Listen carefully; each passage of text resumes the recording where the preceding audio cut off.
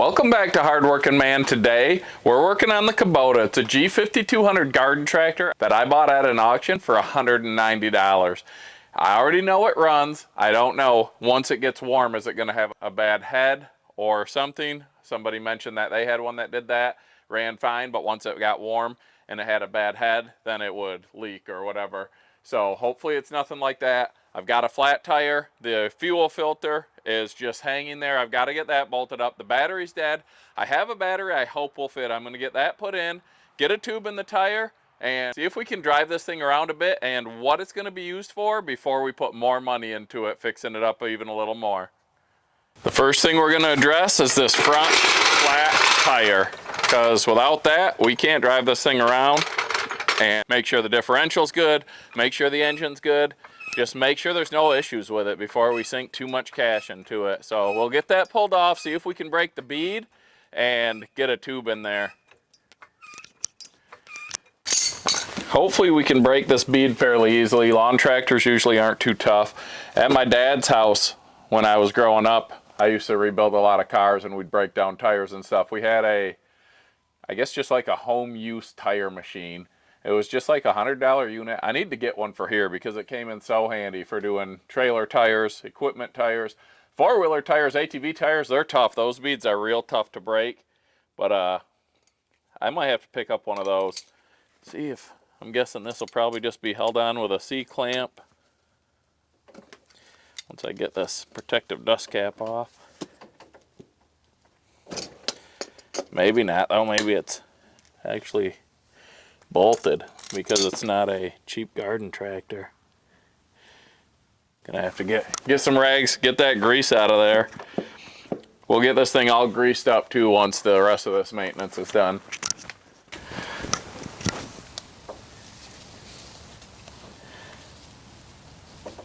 Looks like a castle nut and washer. You can tell these things are built different than the stuff that's made nowadays. Nowadays it would just be shoved on there. Probably not a bearing, maybe some cheap bearings and just a C-clip holding it on. This, you can tell, was packed with grease, and then it's got a castle nut, washers. They just don't build stuff like they used to, no matter what it is.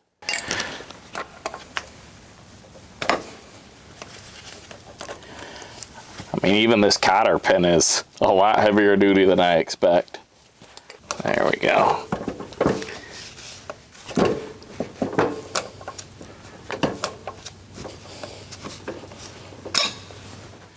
Well, that was nice. That nut came right off.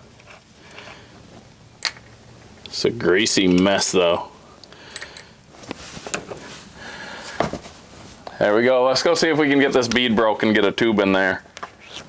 Wouldn't you know it, I said that bead wouldn't be too tough to break, and it was. Now, before, when I've had beads to break without a tire machine, I've used a cart, a jack under a car and used that different ways. But I had the tractor sitting there and I thought, you know what, let's see if we can break the bead with the forks. I'm not worried about the tire. Hopefully I don't mess up the rim and hopefully it works. We're about to find out. I've never tried this before.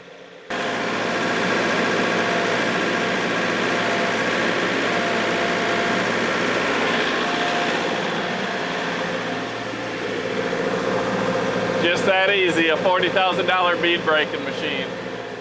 All right, let's see if we can get this thing cammed over with just some screwdrivers because I don't have tire tools.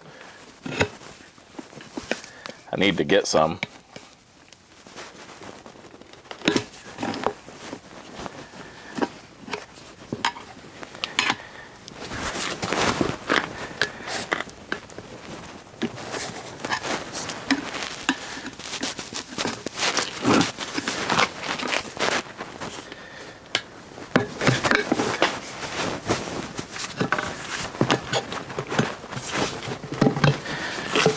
Go.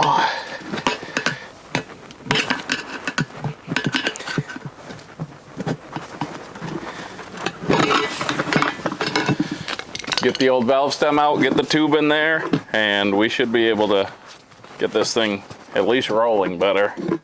I hate putting tubes in. I'm going to put all new tires on this tractor, but I didn't want to sink a couple $100 into it if there's something more major wrong with it that I don't know about yet.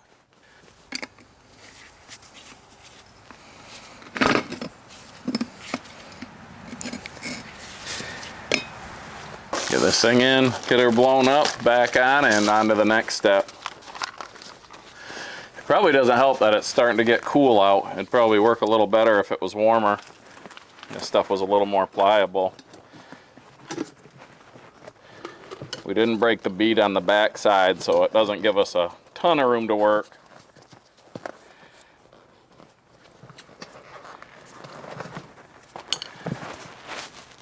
Actually, I'm gonna go break this bead on the back side just so I can get that tube in easier. I'll be right back. I'll tell you what, that works awesome using the forks on the tractor to break the bead on a tire. Like I said, I've never tried it before. I wasn't sure if it would work, but that was the easiest I've ever broke beads. Probably even easier than with that tire tool I was talking about that I got at my dad's growing up as a kid. This tire is completely shot. When I tried to air it up, it just leaked air, like immediately, not a slow leak. It's dry rotted. I'm not a tire guy. I'm sure there's tricks to doing this, but I'll get it done. Get it in there, make sure it's not pinched or twisted.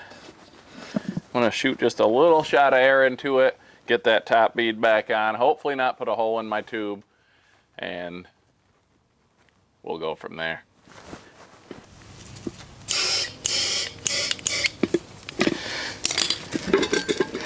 I don't want to have enough air in it that I'm going to pinch it, but I want enough air in it so it will get the kinks out and stop the valve stem from pushing back through like that.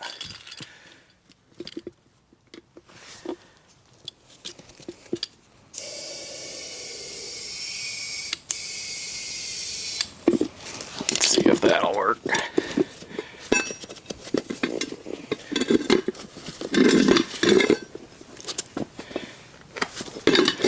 Alright, that should be good. Now I'll let some air out of it since I got the kinks out of it and get that bead back over. What do you guys think? Should I put some like ag tires on this, or the more aggressive lawn and garden tractors, or just a new set of turfs? I'm thinking I'll go with the ag tires. I don't think it'll tear up the yard too much, and when I'm driving it in the woods and whatnot, it should work a little better. Alright, now to get this bead back over without a tool and without wrecking the tube.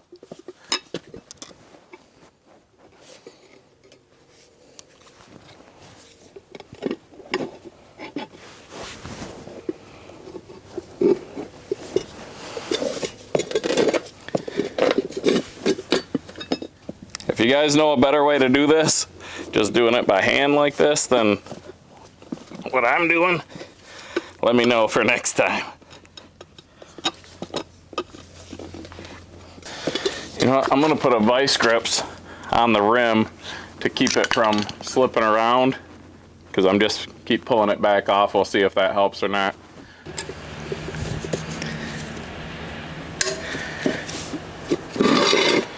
Maybe put a little of this on.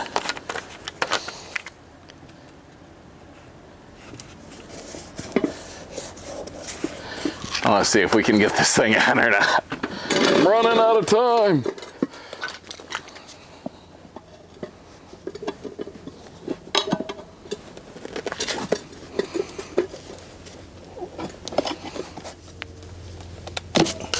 Ah, we're getting it. I lost my screwdriver though.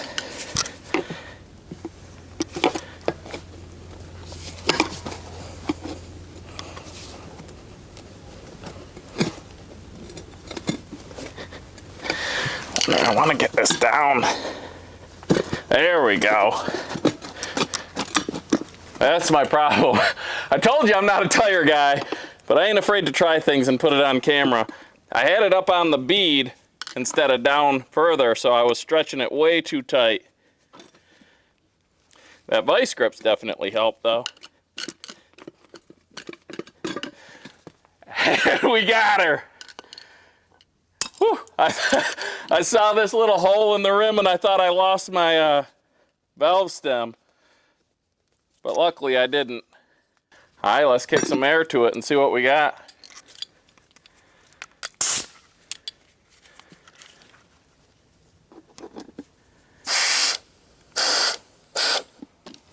Ah.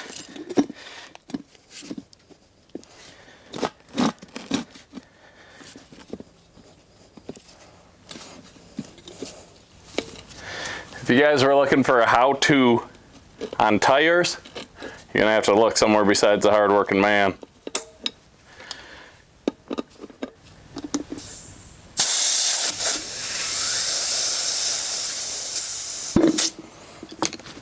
Not sure that this tube's gonna work.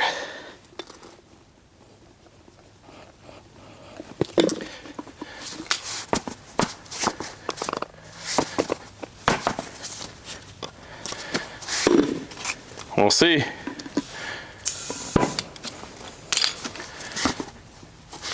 It's on. Tire pressure. We got it. As long as it doesn't leak, we're literally ready to roll. Let's get it back on and on to the next thing. Daylight savings time, or switching back to standard time, whatever you want to call it, is killing me. I'm running out of light already. Been getting stuff around all day for putting the outdoor wood boiler in, getting some stuff done. Got the old Chevy Tracker. My son's broke down Chevy Tracker, sold that, so he has some money coming, and it's out of our way. Got that old Toyota to get rid of still.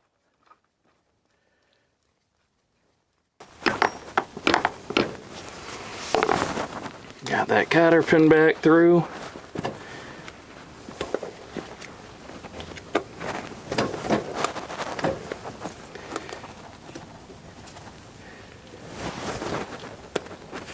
Well, that didn't go too bad. I mean, a couple little issues there. It's been a long time since I've worked on tires. Stuff that I probably shouldn't have forgot, like making sure that tire was down off the bead. But the using the forks to break the bead and that vice grips to hold it, I've never done that before, but I usually have had my dad working with me or somebody helping me, and they'll hold a tool or something there. I didn't have that today, and it kept slipping, so I thought, you know what, try a vice grips, and it actually worked really well. So I'm sure it's been done before. I don't think I invented anything, but I just try to figure stuff out as I go. We'll get that greased back up when we grease everything, but for now, let's move on to that fuel filter and the battery and see if we're driving. Now, as far as the fuel filter goes, I'll show you what I was talking about. At least I believe it's the fuel filter. Maybe it's a water separator, but it's a fuel on-off valve. It's just hanging there. It gets snagged on the hood when you open it, and I found it's got a bolt that is stripped out, the nut on the back side stripped out. So instead of grinding that off and trying to weld a new one on, I just got a little bit longer nut, or a little bit longer bolt with a lock nut, and we're gonna fasten it back up so it's out of the way. I checked the air filter. It's not clean, but not dirty, but again, I'm gonna wait until I get everything else figured out. This is what I was talking about. That bolt that goes through here was just no good. This is like a stud, I guess. I'm not sure exactly what. It probably had a little alignment point that went through there, which is wore off. I mean, you can see it's been sort of beat up, but we're gonna get it bolted back on so it's out of the way. Hopefully I got a long enough bolt that's not too long. And of course, it's gonna thread right in there and be too long. Maybe those threads were good. Let's see if I can throw a couple washers on this, and we might not have to bolt the back side. Throw one more washer so it's thick enough. Grab the wrench, bolt it on, and see if we can get this battery done before we run out of daylight.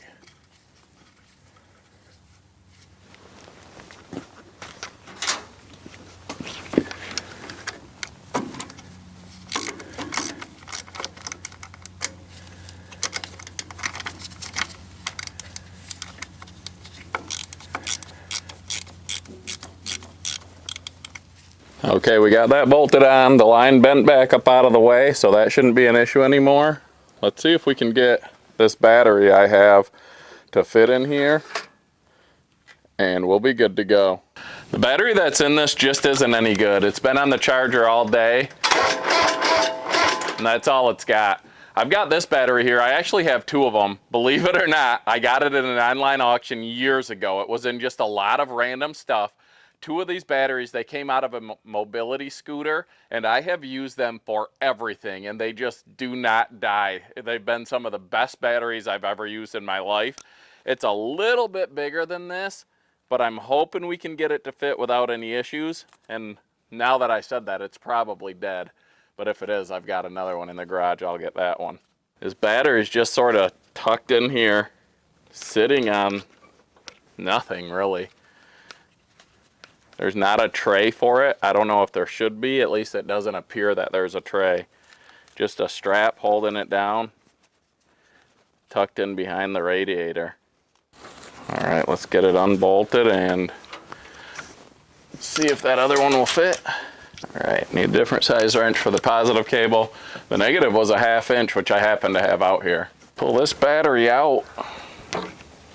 I guess there is a little tray down there.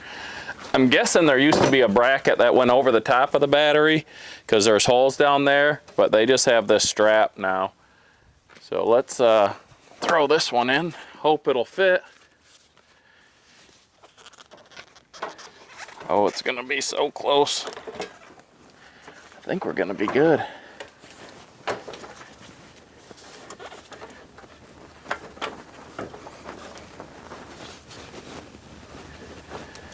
I'm gonna have to spin it around and hope the cables will reach the positive and negative.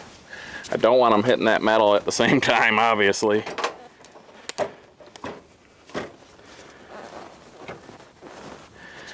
So now we need to reverse these cables. I think we're gonna be okay.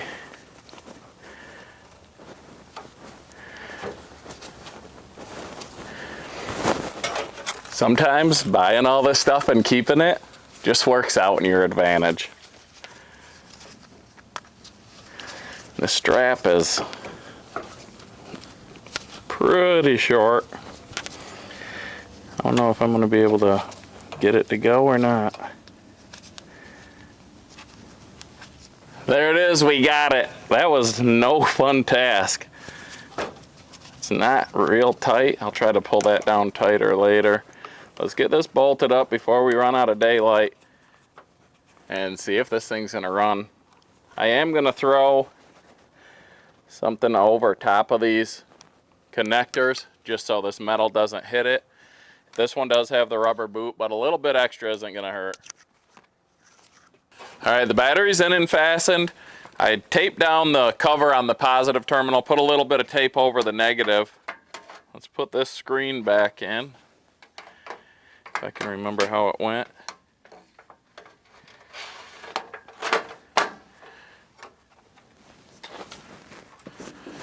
Now, like I said, this battery's probably dead. I know it should hold a charge.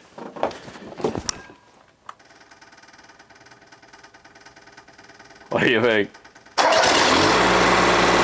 Oh yeah! Oh, she's even faster with air in the tire. Well, what do you think?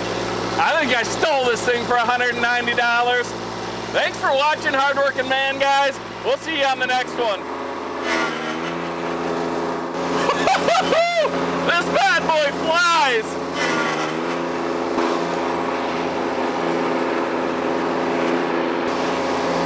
This is the best long tractor I've ever driven, bar none. This thing's sweet.